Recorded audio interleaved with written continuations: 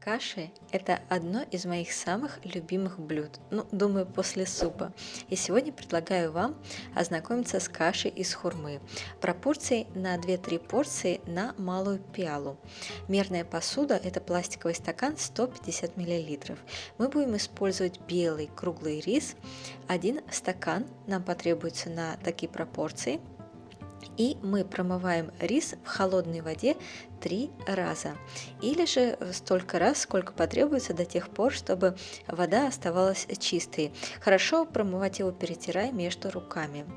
После этого промытый рис мы с вами заливаем водой. Вообще, в принципе, вы можете использовать для приготовления каши также и рисовую муку.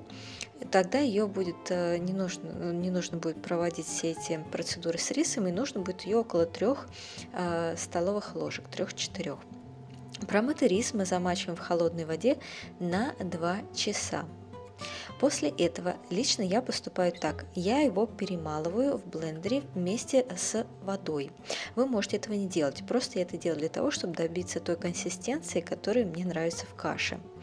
Вода добавляется в тройном объеме по отношению к рису после его замачивания. Я добавляю воду по чуть-чуть в блендер к рису и так его перевариваю. И получаю вот такую вот массу. Как вы видите, рис, он теперь уже не целый, поэтому будет развариваться гораздо быстрее. И мне нравится именно вот такая вот консистенция. Теперь мы перекладываем рис в кастрюлю, в которой будем варить кашу, и переходим к следующему ингредиенту. Сушеная хурма. 2-3 штуки будет достаточно.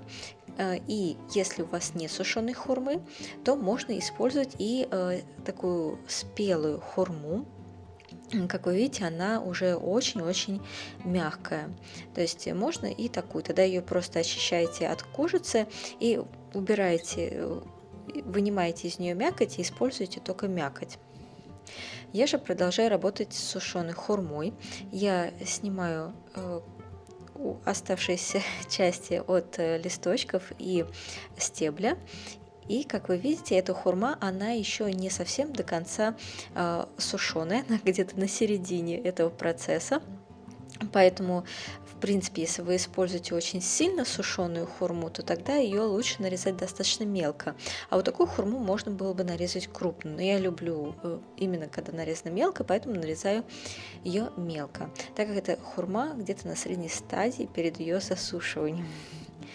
И теперь, заложив нарезанную хурму туда же в кастрюлю с рисом, я все немного вместе перемешиваю.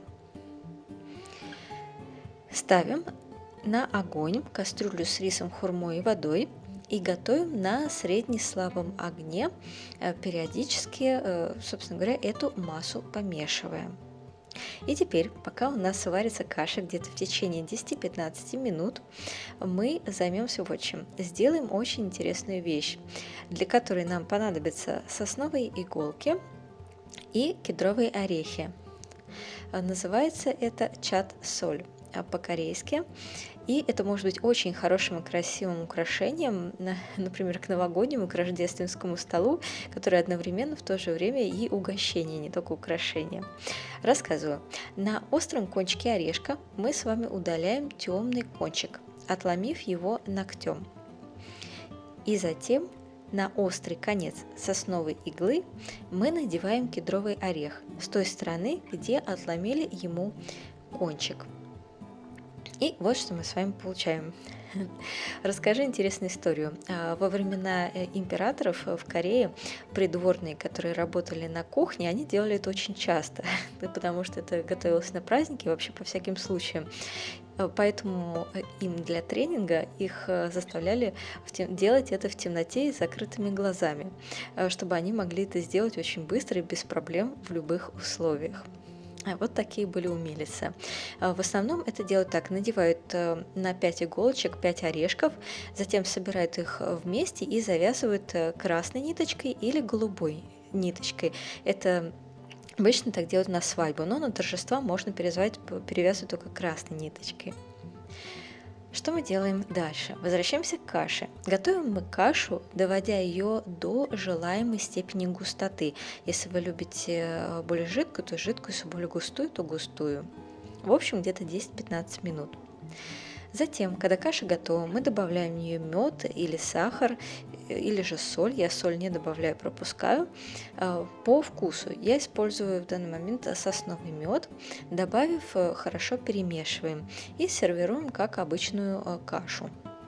Я раскладываю ее в небольшие пиалы. Как вы видите, у меня достаточно густая каша. Если бы вы использовали именно рисовую муку, то она была бы такая более жидкообразная.